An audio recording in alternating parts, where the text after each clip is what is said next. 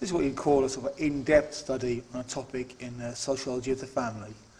And we're looking at the Afro-Caribbean AC matrifocal family. A matrifocal family is a family where the woman, the mother, the matriarch, is the head of the family. So a matrifocal family is a family where the woman is the head of the family. And in the Afro-Caribbean community in Britain, most families are matrifocal. So we're going to learn the explanations for this phenomenon.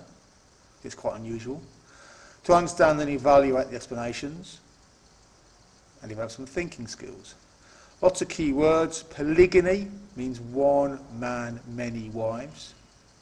Plantation, big farms where slaves worked on.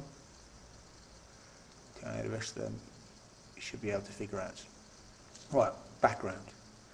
In Britain, about 25% of families are currently lone parent families. It varies a bit year to year, but let's say about a quarter of families are lone parent families, usually headed by the mother.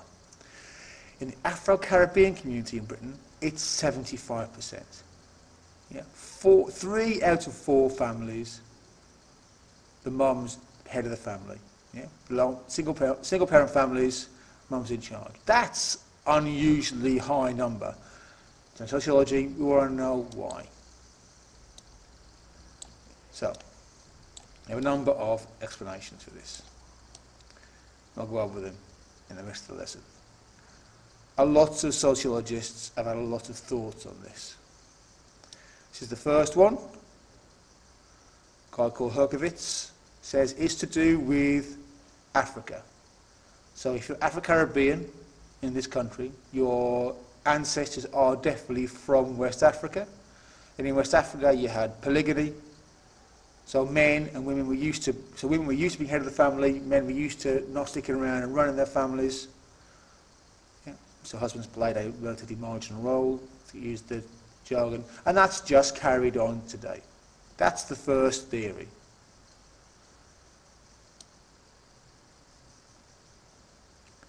Next big theory is to do with slavery. We read all this. If you want to read all this, you'll see it's about how during the time of slavery, the men were sold on separately to their wives and children. So in that period, women got used to running the families, men got used to not being able to do with it, and that's just carried on. Yeah.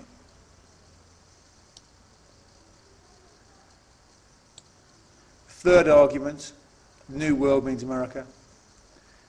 He's saying that this is to do with men deserting their families because they can't play the role of father and breadwinner, because they're too poor. They're working class, in no job or poorly paid job. They can't face up to their responsibilities, so they run off, hence long parent families.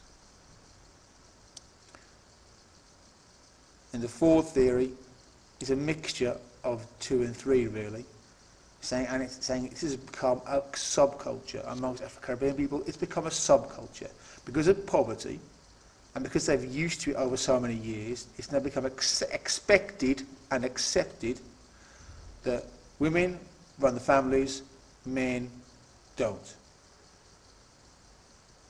Women are in charge, mums are in charge, men are nowhere about.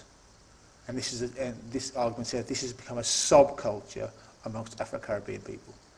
So in class we'll summarise these 4, and importantly we'll decide between us which ones we think are more or less true. Remember, it's never that one true, these 3 are rubbish. There's always going to be some truth in some of them. It's a question of how much.